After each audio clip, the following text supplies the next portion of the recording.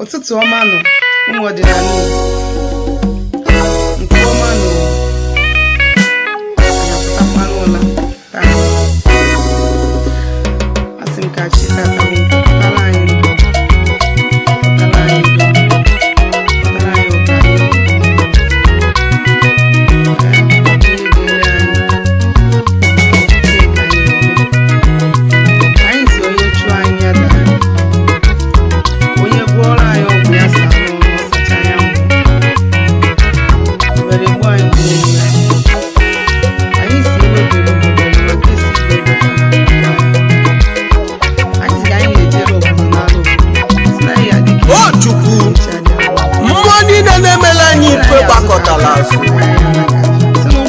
maka ndị ọcha n'ụka afụfụ wee karịa ndị Igbo alụ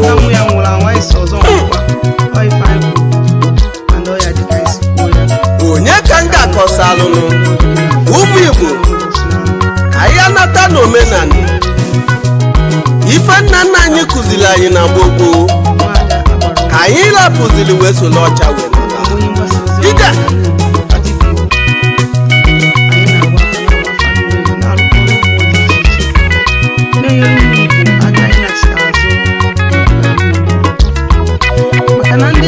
ndị mbụ na ndị egede unu ewezi n'iwe ekekere ụwa papa Chukwu na-ewezi n'iwe ndị chi ya na unu ewezi n'iwe olu mmụọ na ọra mmụọ na n'Igbo biko unu ewezi na n'iwe ọfọ nna nna anyị rapụrụ anyị ka anyị gburu tinye n'ọfịa wee buzie nsogbu oge nna nna anyị fabili ụwa na gbogbo onye mejọ nwanne ya maọbụ nwanne ya were oji tinye n'afele welu mmanya ọkụ nzu na-edo n'akụkụ ya jekwulu nwanne ya sekpula na yọba ya mgbaghalụ ọkwa ka o si mee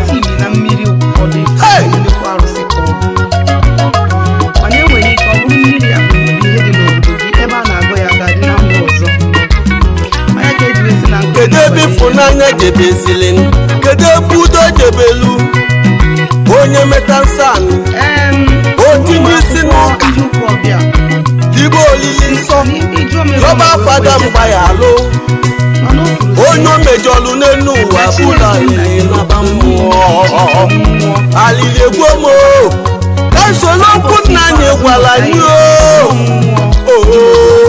ka nsolo okwu nna anyị ji ebube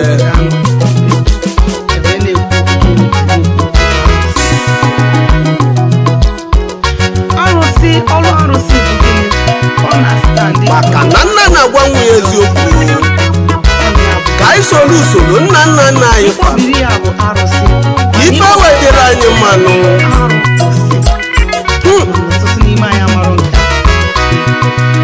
ndị ọcha wetala ụka were ife anyị ji ebube n'aba anụ mmụọfa bụrụ na ndị Igbo kedu ihe ha ji si ya eme ọcha mere anyị alụ ụmụ Igbo n'ụlọ onumo ka anyị ya na-ata n'ọdịnala ka anyị soro okwu nna anyị gwara anyị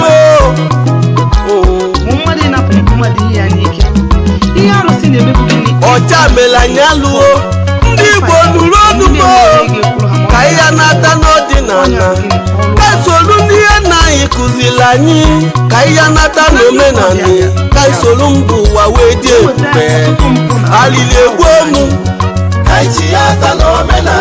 ndị Igbo alili egwomu ụmụ Igbo alili egwomu alili egwomu alili egwomu ndị Igbo alili egwomu ụmụ Igbo alili egwomu alili egwomu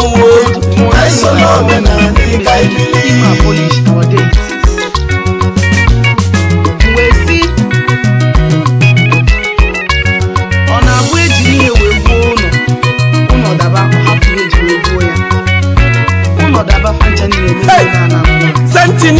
n'enu ụwa ha bụzi ndị ọcha. St. Michael ọ bụkwa onye ọcha. Richest man n'enu ụwa ọ bụkwa onye ọcha. St. Peter onye ọcha. St. Joseph onye ọcha. Jesus Christ onye mgbapụta ụwa ha si na ọ bụkwa onye ọcha. Na ọ bụkwa onye ọcha. Joseph onye ọcha. Virgin Mary onye ọcha. Ọ dịkwa egwu.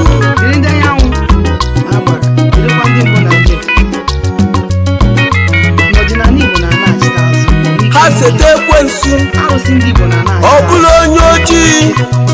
Ha sete ife dị njọ ọ bụrụ ndị ojii. Ife niile ụwa ji dị egwu ha niile bụkwa ndị ọcha. Ụmụ Igbo alili egbu omu. Ndị Igbo alili egbu omu. Ụmụ Igbo alili egbu omu. Alili egbu omu. Alili egbu omu.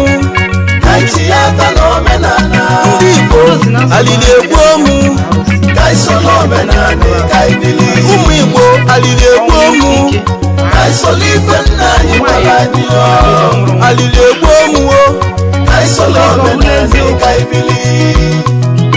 mana chuke n'onwe gị mmụọ dị ụta osi ụta chuke n'onwe gị what happened.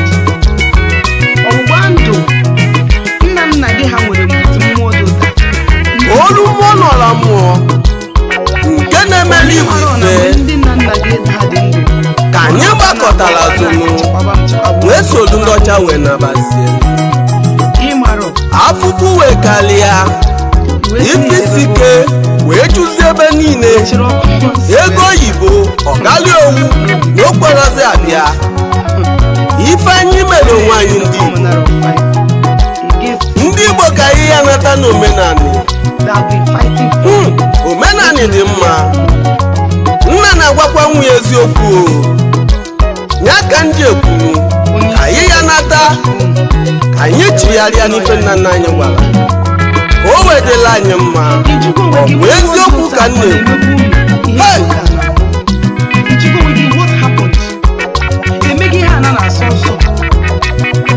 mmụọ na-emela anyị ihe ha gbakọtala azụ.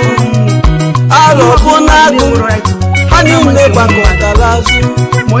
Nne gbakọtala azụ. Ndị ichie gbakọtala azụ. Eze nwanyị bi na mmiri ha niile gbakọtala azụ. O alele ihe ojii gbakọtala azụ. Oji na-ekulu ha niile gbakọtala azụ. Udo na ogugu ha niile gbakọtala azụ. Ajani Ezumezu gbakọtala azụ. Ife anyị mere onwe anyị nune n'ụwa onye ka anyị ga-ekpesa, onye ka anyị ga-akọsa. Ka anyị solu nna nna anyị gbogbo ka o wedela anyị mma maka na ndị ọcha mere anyị alụ. Ha si na omenala anyị bụ adị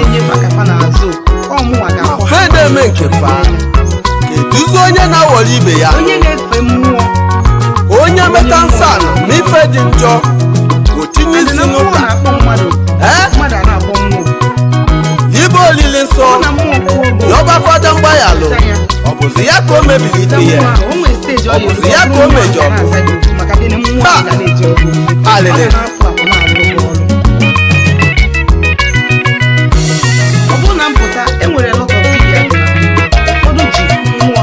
ọfọ nna anyị ha lapụrụ na gbogbo ya ka anyị lapụrụ usoro ndị ọcha.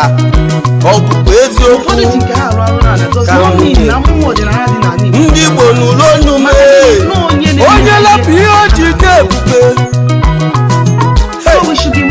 Obodo lapụ ihe o ji dị ebube. Malụ na malụ na nke obodo ahụ agwụgwọkwanị.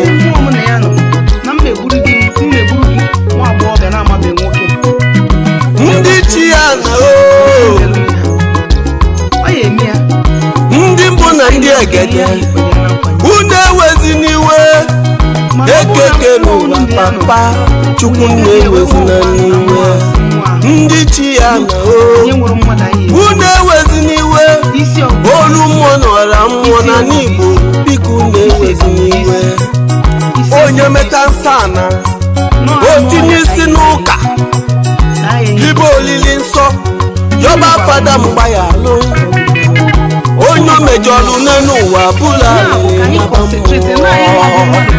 alili egbomo kaisolo okwu nna anyị gwara anyị o alili egbomo kaisolo omenani kaibili ụmụ Igbo alili egbomo ndị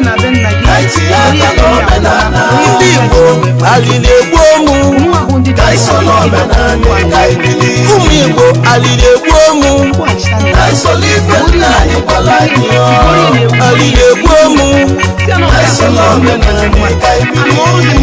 alili egbomo alili egbomo ndị Igbo alili egbomo ụmụ Igbo alili egbomo alili egbomo